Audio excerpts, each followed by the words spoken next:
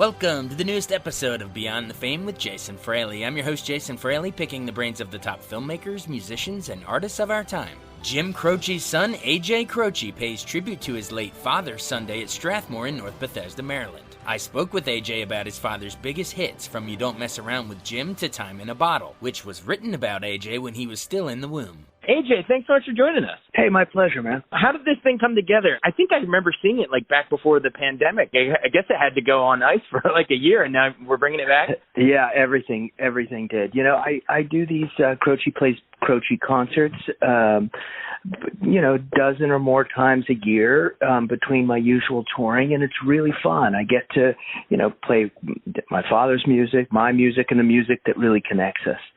So it's been a pleasure to do, and it's always unique and different. My band is great, some legendary players in the group, and it's just it's energetic and I think nostalgic for a lot of people who never got to see him perform.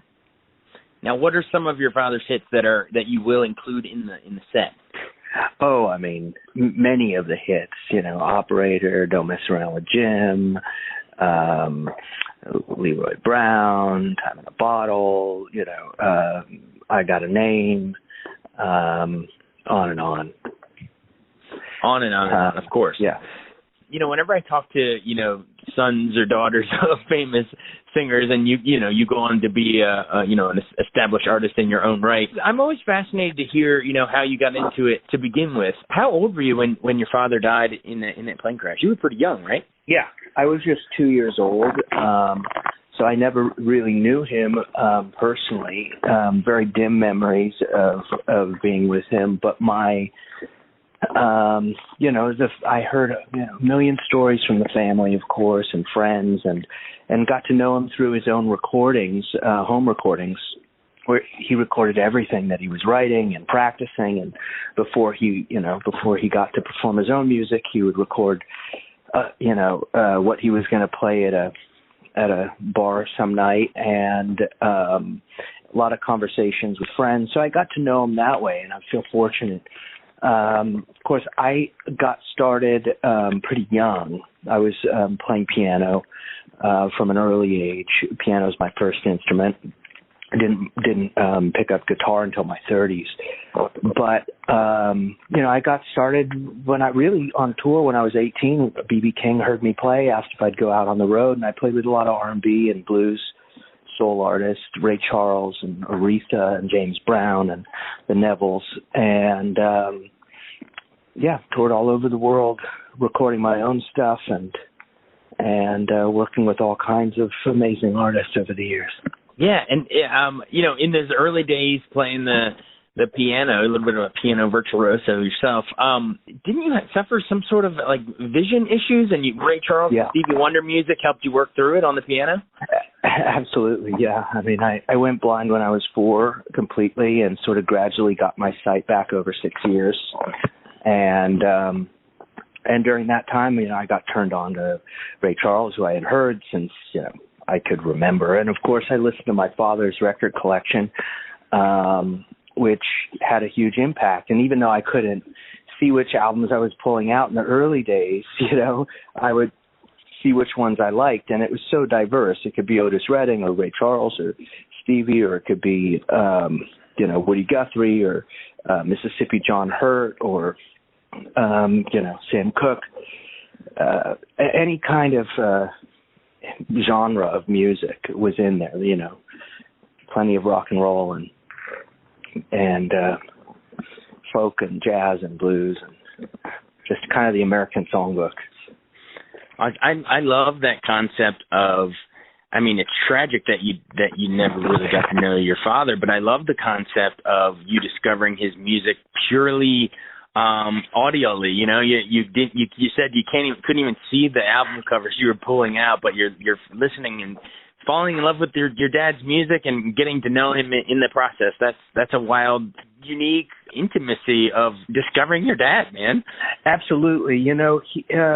My grandfather, while he wasn't, didn't really embrace the fact that my father was becoming a musician, after he had paid for him to go to college and all. But I think when my dad was growing up, my uncle were growing up, they were turned on to all kinds of good music. My grandfather collected records, loved, Fats Waller and Bessie Smith and all that stuff that was really, for me, that stuff was part of my education, not to mention the New Orleans music like that Alan Toussaint wrote. And of course I worked with him. He was a huge influence. And so it was really a unique thing to be able to grow up listening to this music and then at a really relatively young age have the opportunity to play with so many of these people, whether I was on stage with them or whether some of them, came and recorded with me or I recorded with them. And it was really diverse. There was country artists like Willie Nelson and Waylon Jennings, but also that I, played with, but a lot of roots music and soul and R&B. It was kind of the foundation of what I started with. Yeah, I mean, a lot of these names you're throwing out, I mean, I'm sure, their ears perked up when they heard you were Jim Croce's son, and, they probably loved your dad's music, but, they would not have recorded with you if you didn't have the chops yourself, so they must have been pleasantly surprised, man, when they actually tuned into your stuff. We're like, oh, the guy's got it, man. Like, was it hard to sort of, I don't want to say get out of your dad's shadow, because, I think it's a positive and you're still doing tributes to him, but you know what I mean? Like, was it hard to try to get people to take you serious for your own work as well? And how do you come, full circle where you're sort of proud to play your dad's music? Yeah, I mean, I wouldn't touch it, talk about him, do any of that stuff for, the first 20 years of my recording career. But after, I had 15 or so, top 20 singles of my own, I felt like I had sort of made my mark and done what I, sort of established myself in my own right and could really come back to embrace, the legacy.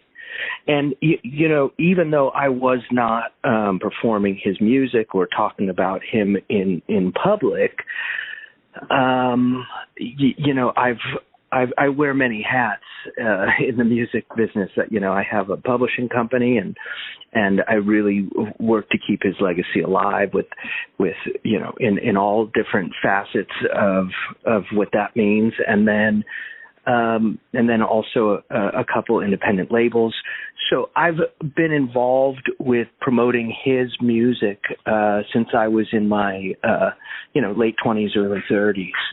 And had I not had 10 years of experience working with my own music without ever having anything to do with his, I don't think I would have been in a place to do that. So it was like one step at a time. And after about 20 years of doing my own stuff and helping to promote his music and legacy, I became comfortable with the idea of performing his music. But I don't think I could do a show of just his music. That would be, it would take all of the fun out of it. Because, he would play covers. He would play, he only had an 18-month career. And mine's 30 years now. So there's limited music that I can play from his catalog, 3 albums worth, really. And so by including not just my music and the music that influenced us, you get a really broad and big picture of where his stuff came from. Because you can hear in Leroy Brown or Don't Mess Around with Jim or Car Wash Blues or Rapid Roy or any of those character songs, the influence of artists like, songwriters like Lieber and Stoller or someone like Jimmy Reed, blues guitarist and singer and harmonica player. You can hear those influences. And so by paying tribute to them in the show, you get a bigger picture of who he was, who I am, and how we're connected. I love it. Well, speaking of continuing his legacy on, I'd like to ask about some of the songs individually, if we could, like a little deeper dive on just a few. Obviously, we'd be here forever if we did, if we did all of it.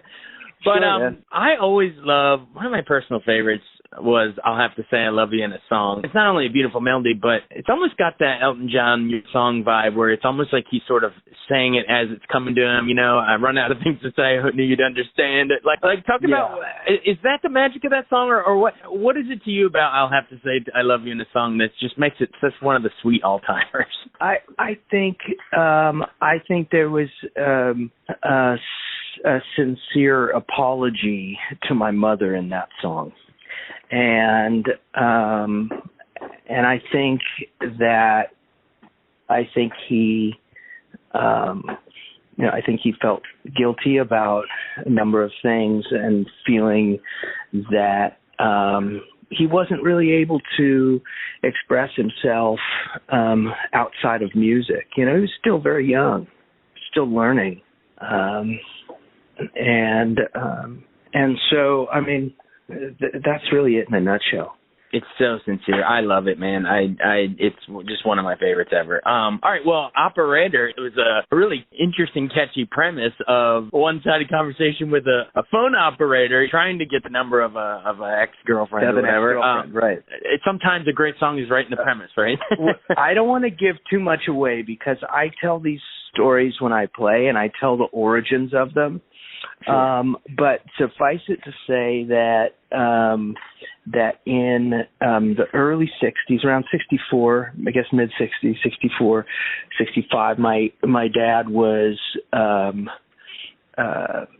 in the Army, and he was waiting to use the payphone, and the payphone, the long line to talk to. Everyone wanted to talk to their girlfriends and families and whatnot. And so he just heard all of these phone calls. It didn't. I don't think he really put it all together until around 1971. Nice. And sometimes the key is just great visual storytelling. Like, you don't spit in the wind and you don't tug on Superman's cape, and you don't mess around with Jim. What do you think's the magic of that song? To me, it's that visual storytelling. Perfect example is Lieber and Stoller. Songs that those character songs they wrote for the Coasters, for Elvis, for all different kinds of people, Hound Dog or Charlie Brown or Little Egypt, or name 20 other ones that they wrote. They are, Kansas City, they are these, they're these, sort of tongue-in-cheek, very funny, sort of almost caricatures of people, Sometimes he was able to make heroes out of normal folks, and that was really his gift, I think. And so with that, when I hear it, I hear Jimmy Reed, I hear Lieber and Stoller, I hear all that stuff. At the time, he was selling radio time for an R&B station in Philadelphia, and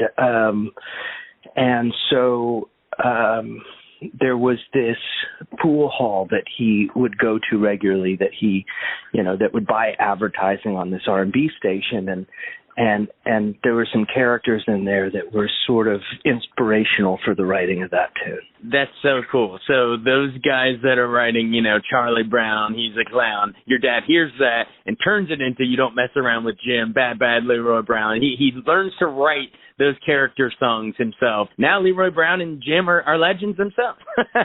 Well, yeah. Cool, man. I mean, I think we all stand on the shoulders of giants, right? No one creates in a vacuum. Absolutely. Cool, man. Well, maybe time for just one more.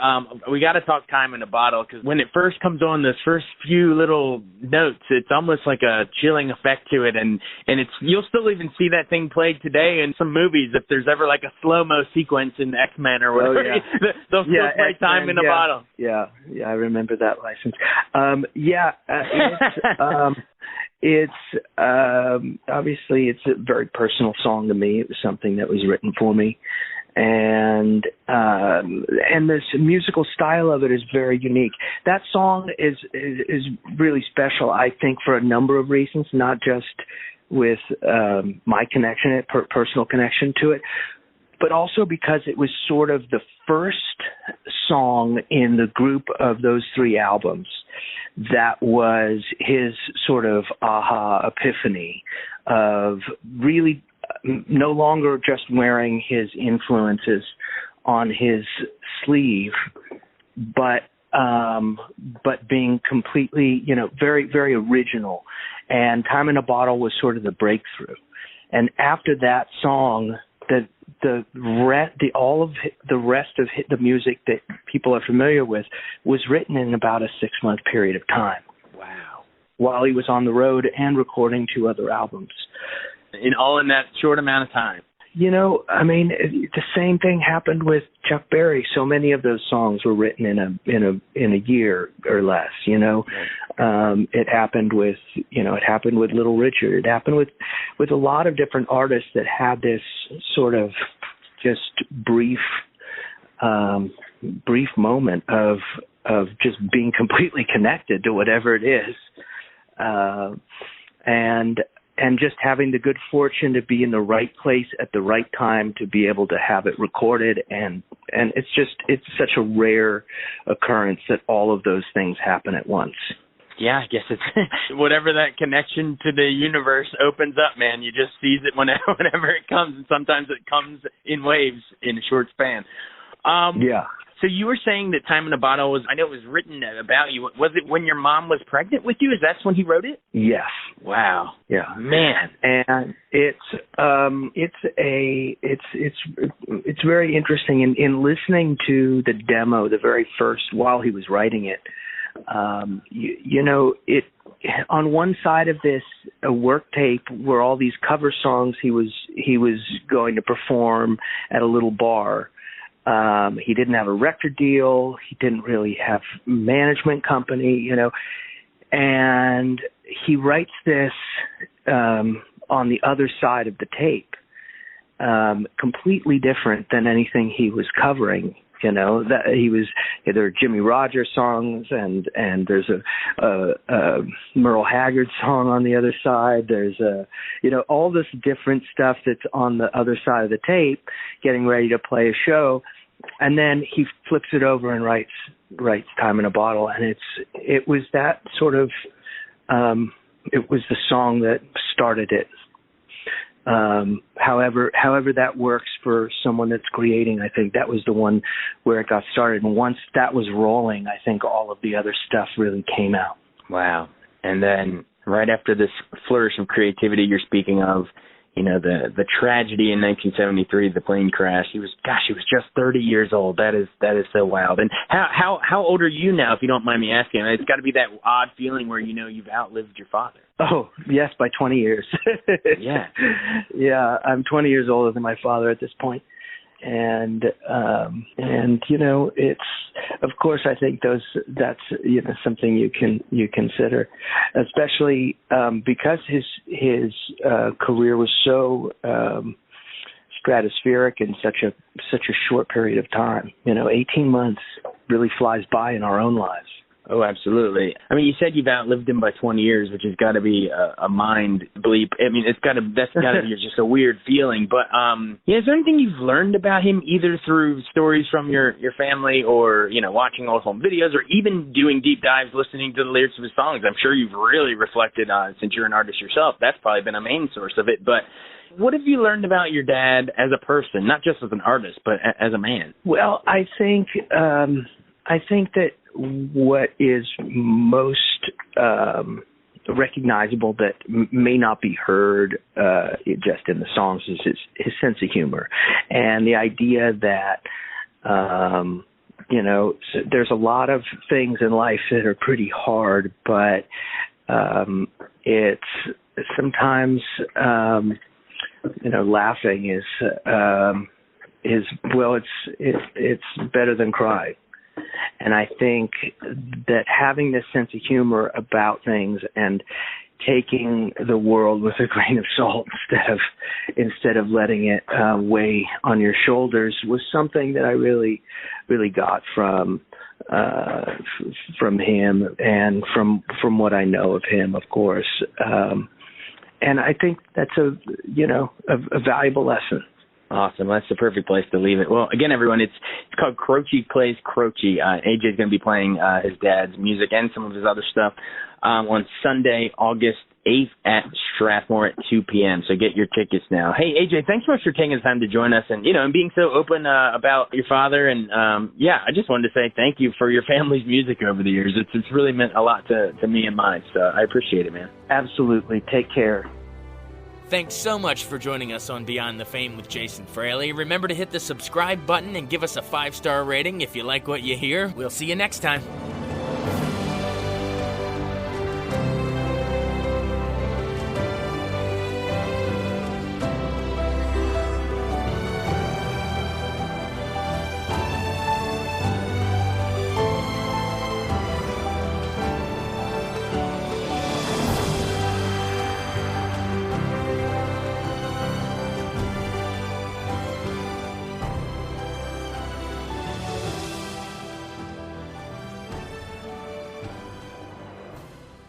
I wanted to take a second to tell you about an app I really enjoy. Living in the DC area is great, and Podcast DC gathers all of the local shows that I like all in one local app. Health, sports, local news, politics, and so much more. Podcast DC is the new local app with hundreds of DC area podcasts to choose from. I can earn exciting rewards just for listening and share the podcasts I love instantly. Available in the App Store or in Google Play, listen local with Podcast DC.